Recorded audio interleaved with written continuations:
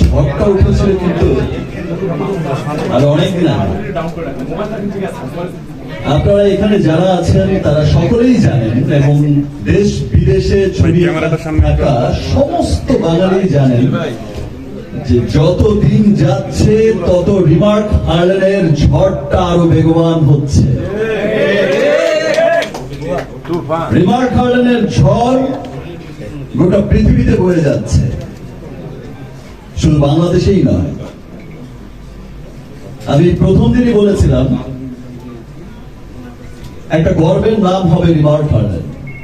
একটা ভালোবাসার নাম হবে রিমার্ক হার্লেন, একটা ভরসার নাম হবে রিমার্ক হার্লেন,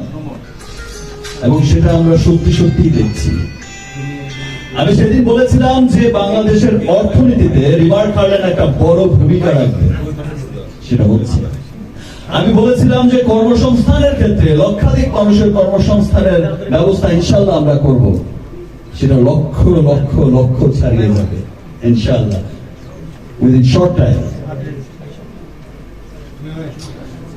আমি নিজে যেমন খুব গর্বিত, এখন সোশ্যাল মিডিয়াতে যখন প্রায় দেখি, সবসময় যখন দেখি যে আমার ব্রাদার বিভিন্ন জায়গায় যায় আমাদের হার্লেন স্টোর ওপেন করতে, আমার বিভিন্ন প্রোগ্রামগুলোতে অ্যাটেন্ড করে,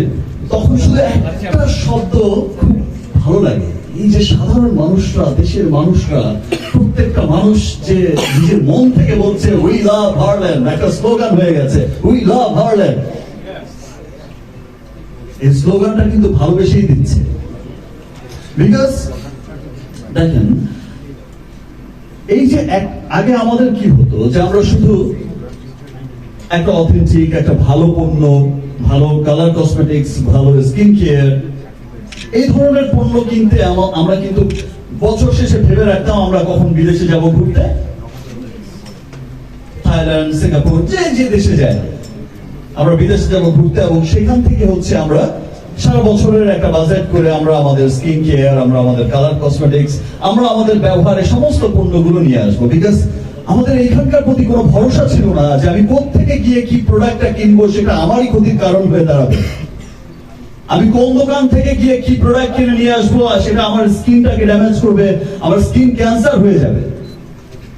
আমি আমার ভালোবাসার মানুষকে একটা কোত্থেকে কিনে এনে একটা অনেক পয়সা দিয়ে কিনে এনে একটা ভেজাল পণ্য দেব। সেই ব্যাপারটা কিন্তু এই যে একটা শঙ্কা ছিল সবার মধ্যে, আজ হার্লেন স্টোর যখন ওপেন হয়েছে, আজ হার্লেন স্টোর যেমন সমস্ত বাংলাদেশের আনাচে কানাচে ছড়িয়ে যাচ্ছে, সমস্ত মানুষ কিন্তু একটা ভরসা নিয়ে যাচ্ছে যে আমি একটা স্টোরে যাচ্ছি, আমি সেখানে গিয়ে আমি আমার জন্য, আমি আমার পরিবারের জন্য সমস্ত অথেন্টিক প্রোডাক্ট এবং আমার সাধ্যের মধ্যে, যেটা টেকনোলজি ইউজ হচ্ছে ইউএস এর, যেটা টেকনোলজি ইউজ হচ্ছে জার্মানের, যেটা টেকনোলজি ইউজ হচ্ছে কোরিয়ান,